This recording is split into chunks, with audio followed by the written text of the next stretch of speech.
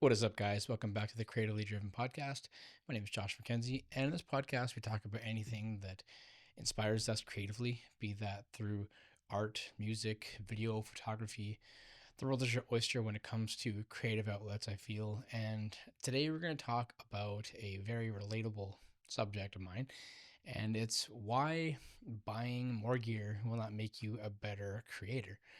Um, I have I wouldn't say that I've fallen into the trap of making it feel that I'm going to be better at performing things. Um, I guess the biggest thing is that as technology advances, there are things that are developed to help certain areas of creativity, like different autofocus rates, different amount of photos you could take. I could literally go on for a long time, but the biggest thing I think is they say what's again in regards to photography, a lot of the time they say use what camera you have, whether that's your phone, um, a camera, whichever. But over the years, I have definitely fallen into the societal trap of YouTube with different reviews, stuff like that. Technology is a really fascinating thing. It's crazy how much can be advanced over such a short amount of time. I mean, phones are a prime example. It's interesting because I don't care to update my phone. I will do it kind of as needed. Although nowadays I think it's like every 2 years is your term, depending on your provider and where you sit. But here in Canada, I have TELUS for a provider. It's a 2 year term. But yeah, when it comes to like cameras and things like that, I know some people that use something that's been around for some time, and it doesn't have to be the newest release that comes out every 4 or 5 years. I went from the Canon 6D, which was primarily a photography based camera. It had video, but didn't have autofocus, and it only had 11 focus points, and it was literally like a diamond shape, and the one in the middle was your best one. Um, so it was a little bit challenging, but again, obviously, as technology progressed, that camera came out I think in 2012, and it was a 1080p resolution for video. um, but it did take some amazing photos, quite honestly. The 5D Mark III was one of Canon's flagship cameras and the workhorses for a lot of professional photographers. And I believe they were just a 20 megapixel camera, but it takes amazing photos. And it was actually pretty decent at like low light and everything for its time. Its capabilities were pretty good. And I'm not sure what the 5D had over the 6D, but obviously there was something because there was that premium on top of it. But with that, it definitely did what I needed it to. But the idea of like different lenses, different camera bodies with different features is kind of what started to get me more interested in upgrading my camera. So the Sony A7 III, it made its announcement, I want to say in 2018, and that was it had 4K video, which was um, 4K is super relevant nowadays, and even then, I think it kind of just started to make its way into the public eye for video consumption. There's still not very many things that will provide 4K through a cell phone. I believe my phone has it, but again, you don't need it. Anything over 1080p on a cell phone it's overkill. It's kind of just killing data to watch it, honestly. Um, but yeah, I guess my biggest thing is I have absolutely fallen into the trap of having my interest peaked and being curious. And I'm here to tell you that it doesn't make you a better photographer. It doesn't make you a better creator. Um, Quite honestly, with the amount that I've spent over the years, if I could put that proportionately to talent, I wouldn't have to work for a living. I would absolutely just be doing my creative outlets. Um, I think it's just one of those things where the mind wanders, and of course, we consume so much that it makes it easy to wonder what you can do with it and to see what other people do with it. um, Again, it just inspires you to want to try different things. um, However, I will say that there are ways to do it without buying it. Excuse me. Here in Canada, there is a company called Vistec. I should be sponsored by them at this point with the amount of money that I've put through their store, but um, they have a pretty awesome rental service for consumers. You know, the average people. Um, Many things you can rent. I used to do weekend rentals where you do 3 days for the price of one. You have to put down a credit card deposit with a fraction of what it's worth in case shit happens, but it is totally worth it. However, just be forewarned that if you are like me and you rent something and you know that you like it, take that for what it is. You may end up with a new piece of gear or something that replaces another.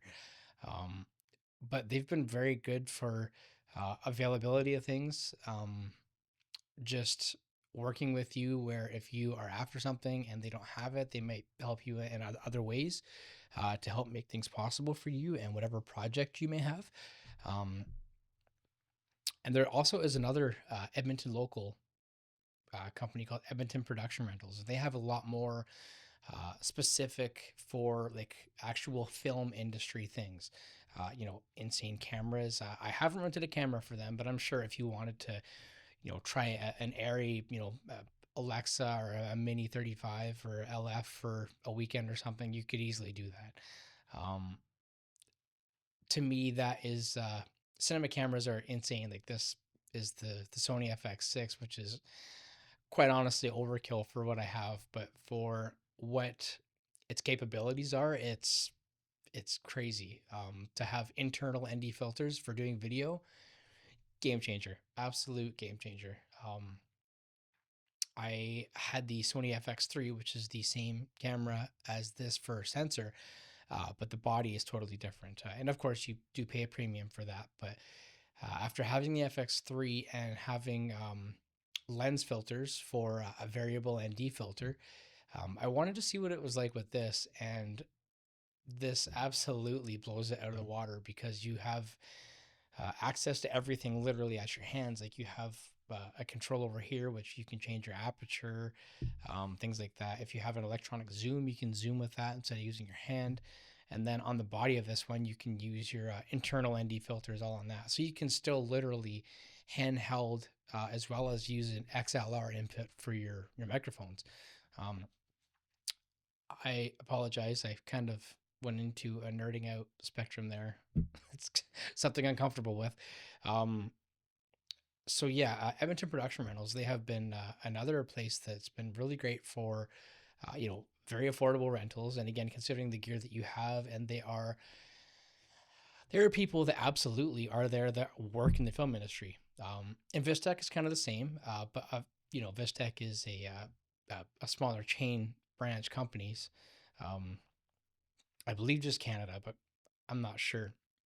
But EPR, they are definitely very into their craft of filmmaking. So it's really cool that you are able to, talk to somebody about what you're looking at, and you can, rent these things for a fraction of the cost. And if you can put that into, say, the customer wants the specific look, and you can budget for that, you can put it into your quote, and it's going to make things a lot easier in the end. But having access to things like that, I think it's obviously cost savings is through the roof because you're able to try things before you buy them. Um, if you know it's something you want with Vestec, you can lease through this company called Equilease or Equilease. Um, so there are many options, but again, I think the point I'm trying to make here is that you don't have to buy the latest and greatest to be a great creator. Um, Something I used to say when I first started to shoot, and I still kind of say it, but I don't really. Um, it's not a quote or a slogan of mine, but it kind of used to be. Honestly, it's I shoot what I see, And to me, it's whatever is around me, and whichever way I choose to frame it, um, that is the beauty of being a creative with the camera in your hand. It's the beauty is on the other side of the camera. You are just capturing those moments and immortalizing them through some kind of a medium, be that through photography, video. But once you've captured that, you put it out there. You've created a staple in time where that's been captured. It's proof that it was the proof of concept is captured, and you've got something to go back for reference. So it's not really something that's easily forgotten. And I think that photography and video are these things that turn into little keepsakes that really do help immortalize the story and the moment that you were in when it was captured. So yeah, I again digress on that one, but with the way that technology is, it's amazing, honestly, and to see different videos and whatnot on like on YouTube and just on the internet, on Instagram in general. My mind is always creatively um, driven and piqued and interested in just what other people can create. Because with enough time and experience and planning, you can do some incredible things. And it doesn't have to be with the most expensive piece of gear. It's really just how you capture it. And if you know the limitations of what you have to use for your gear, I think that kind of helps puts things into perspective and also pushes you creatively to be better and to embrace your boundaries and what you can and can't get away with. I think it honestly really does just help you grow um, astronomically sometimes, depending on the situation. But if you're able to, come to terms with that, you know what you have, what you can get away with, and what you can't. A friend of mine, Zach, he does some phenomenal video work. Um, and he had the Sony A7 III for a long time, and again, amazing camera. Um, but the biggest thing was it was 8-bit color, which again to the untrained eye totally does fine. Um, and he was pulling out footage with that thing that looked insane. It looked so good, and you wouldn't be able to tell, especially nowadays, that it's a camera that is still very relevant and it's 8 years old. But to see him having put that out for so long and then upgrade to the FX3, which is definitely a more capable camera with 10-bit color, um, but still have it look so similar to me, that's somebody who truly knew the limitations and capabilities of their gear, but still used it for a long time beyond the say societal way of life would have been. Some people feel they have to upgrade it every time. And again, I did kind of fall into that trap. I went from the A7 III to the A7 IV, which was, again, a massive leap in quality. Like even going from 8-bit to 10-bit when it comes to video editing, way different, way more flexibility in post processing and just what you can do with your images. I know I don't really do any type of CGI or green screening or anything that would really require a lot of flexibility in post for things like that. But the sky is the limit. And again, depending on what you want to do and what budget you kind of have to work with, you can probably do it for less than what it would cost to buy it. So I truly do recommend renting gear before you buy it, because you're able to try different things. I did so something I did rent that I didn't buy. This should be like a staple for me, okay? Because I didn't buy it. I rented it. I didn't buy it, but I did try it. Um, the 135 millimeter lens, mm, so good, so good. I had it with the Canon 6D, had it as in rented it. Sorry, I rented Canon's version, which is a 135 f2, and being a prime lens, it's super sharp. That focal length is It's something truly special about a 135. I myself, I really do love an 85 millimeter, but the 135, there is something about it. You can use it for portraits and everything. Um, but the F2 version was super sharp. The bokeh was amazing. The out of focus areas, and it just looks super smooth. It's just a buttery lens. It was so good. And I rented the Sigma Art version of that. And Sigma is another brand that is a third party, but they make some phenomenal lenses for a fraction of the price. It's almost usually half price. Like the lens I have is a Sigma, and it's probably half price of what the Sony lens would be. You do sacrifice a little bit in terms of not being the proprietary, Sony autofocus. You might get a little bit better performance out of it, but this thing has not let me down, and I've had it for years. So I did rent the Sigma 135 f1.8, and it was even better and even sharper than the f2. But in my opinion, there is almost a certain point of being too sharp when it comes to digital formats and having it like on your phone.